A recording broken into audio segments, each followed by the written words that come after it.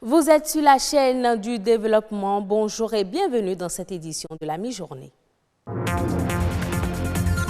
Hausse des prix des engins à 2 roues, c'est une situation qui préoccupe les Béninois. Les raisons de cette flambée des prix des motos, vous les suivrez dans cette édition.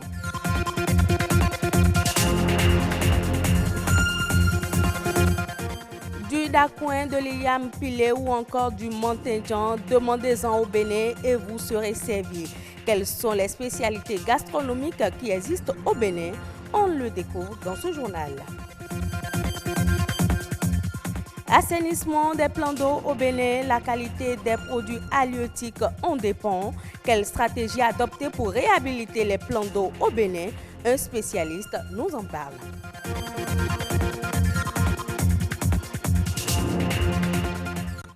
On démarre donc ce journal par cette information au Bénin. Le comité de mobilisation des ressources pour le programme d'action du gouvernement PAG a rencontré les partenaires techniques et financiers les 23 et 24 septembre dernier à Cotonou.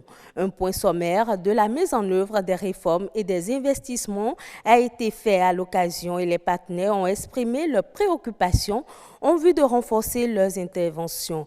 4 943,6 milliards de francs CFA ont été mobilisés au 31 août, soit 140%.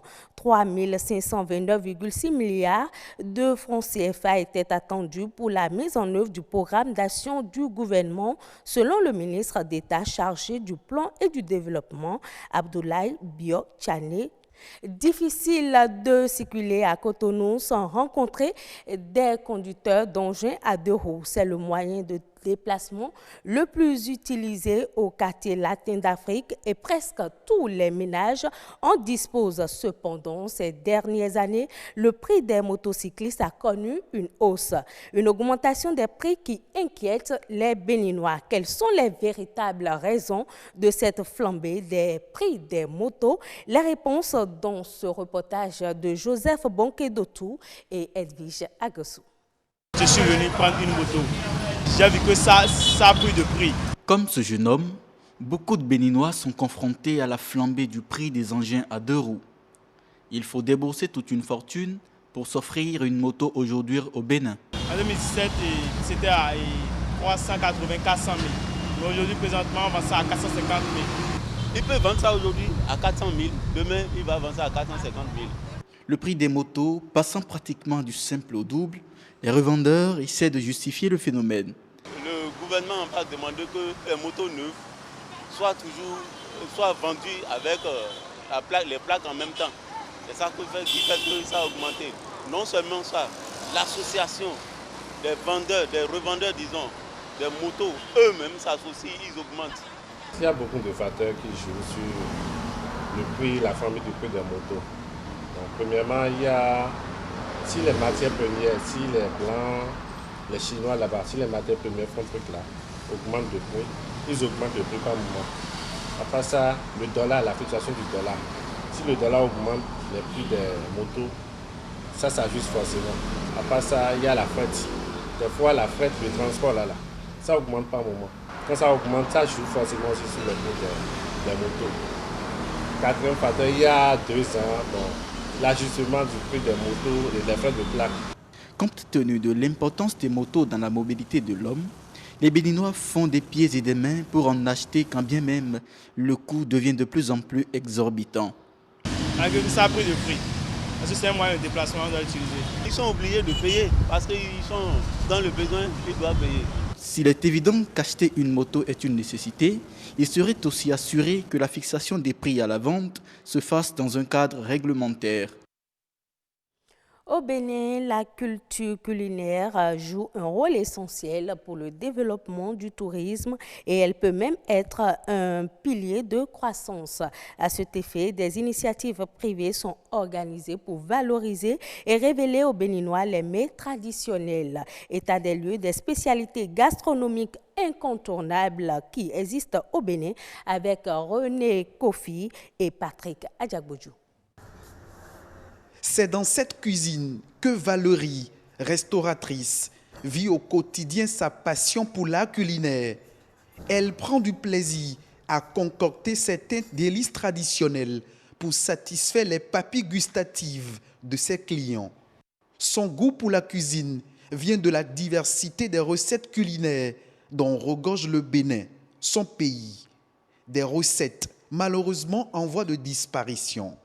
Il y a le yoyoé. Yoyoé, c'est un plat toujours à base de farine de maïs qui est souvent consommé à Abomey, Boycon et autres. Je n'en trouve plus souvent. Il y a le avata que beaucoup de la jeune génération ne connaît même pas ce que c'est. C'est une recette faite à base de feuilles de manioc et toujours de farine. Il y a aussi ablo-yoki. Il y a tellement de recettes qu'on ne trouve plus aujourd'hui facilement. Il faut aller chez sa grand-mère, il faut aller au village pour les retrouver et c'est dommage. Affectés par la disparition de ces mets autrefois prisés par nos grands-parents, Valérie et Lorraine font partie du nombre restreint d'amoureux de l'art culinaire qui ont décidé d'offrir aux consommateurs des plats venus de toutes les régions du Bénin.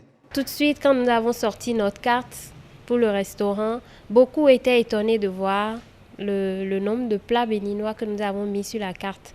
Et c'est ça qui fait qu'ils viennent souvent, puisqu'ils ne l'ont pas ailleurs. Je fais partie quand même de ceux-là qui ont osé dire on peut faire ça dans un restaurant. Et ça a vraiment pris. C'est une initiative qui enchante les passionnés des mets locaux. C'est le cas de Herman, qui s'offre le plaisir de déguster presque tous les jours des plats typiquement béninois. Oui, là, vous me surprenez en train de manger du djongoli au poulet, un plat béninois, comme vous le voyez. Et moi, j'ai souvent du plaisir à prendre les plats béninois. Herman est aussi bien conscient que la gastronomie béninoise souffre d'un manque de visibilité. La gastronomie béninoise a une grande valeur, mais une valeur qui, malheureusement, je pense qu'elle est sous-cotée, même à l'intérieur du Bénin. Quand vous prenez une béninoise, elle peut faire facilement des pâtes alimentaires, du macaroni et tout. Vous prenez une européenne, une italienne ou bien je ne sais pas, elle ne peut pas vous faire du djongoli par exemple. Donc on manque vraiment d'une culture réelle à l'exportation. Pour ces promotrices des mets béninois, l'espoir est toujours permis pour pérenniser les recettes de grand-mère. S'il y a quelque chose à faire, c'est de le faire au plus tôt pour que quand même cette merveille, moi je l'appelle une merveille parce que c'est passionnant, c'est très beau d'avoir ces mets-là, ces plats-là chez nous.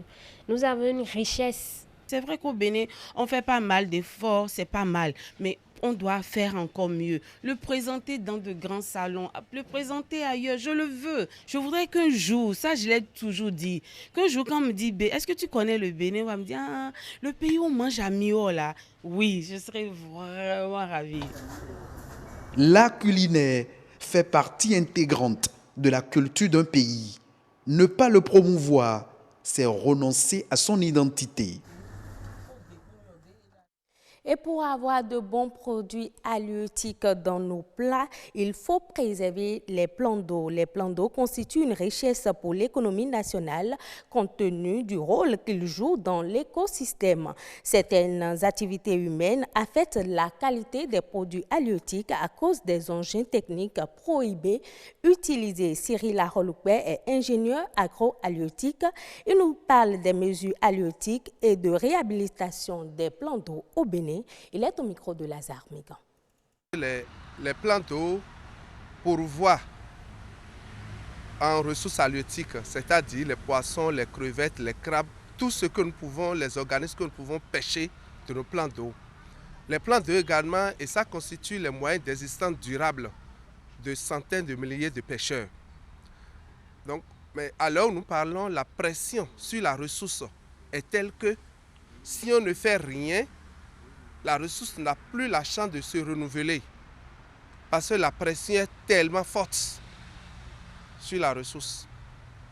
Donc cela fait que les pêcheurs, il y a une utilisation généralisée des engins techniques et méthodes de pêche qui sont déclarés prohibés par la loi.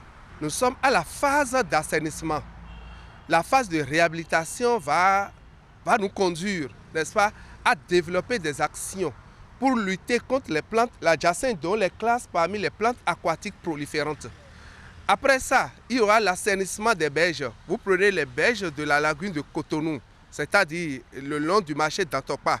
Ça, c'est complètement pollué et ça affecte la qualité des produits halieutiques.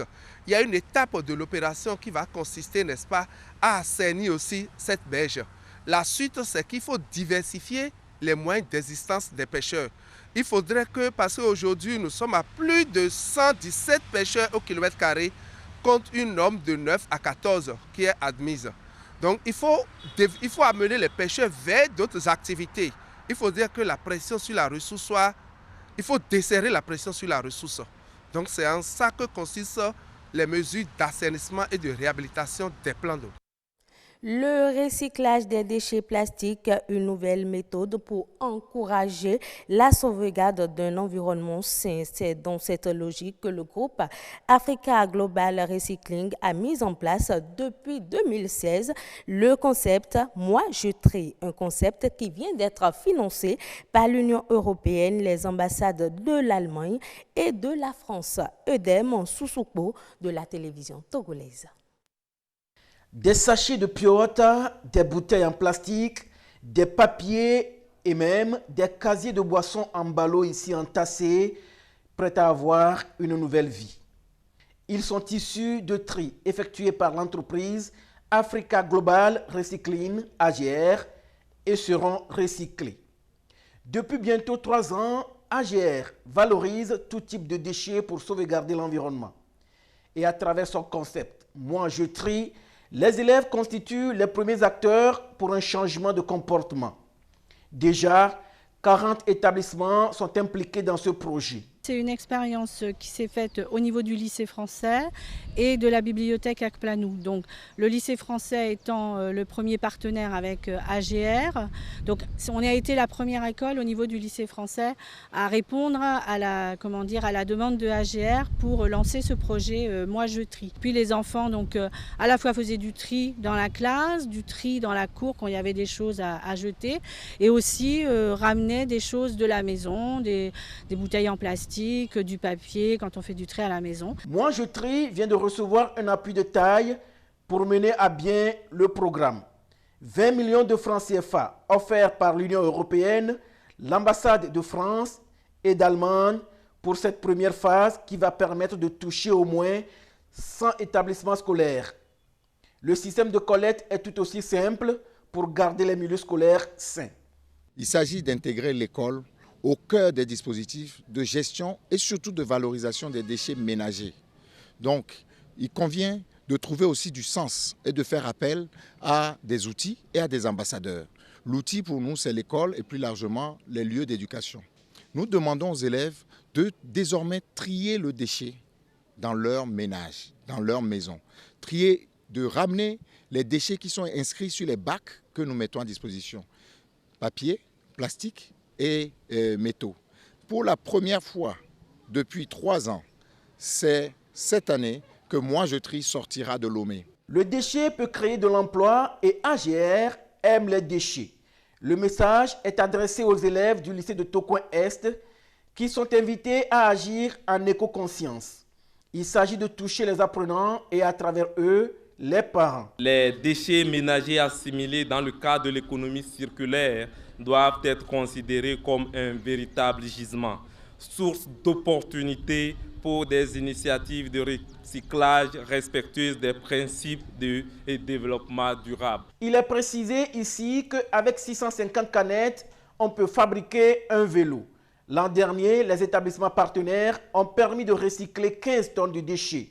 18 000 élèves ont participé à l'opération. Ce sera tout pour cette édition. Merci de l'avoir suivi. Prochain rendez-vous de l'information, 19h45.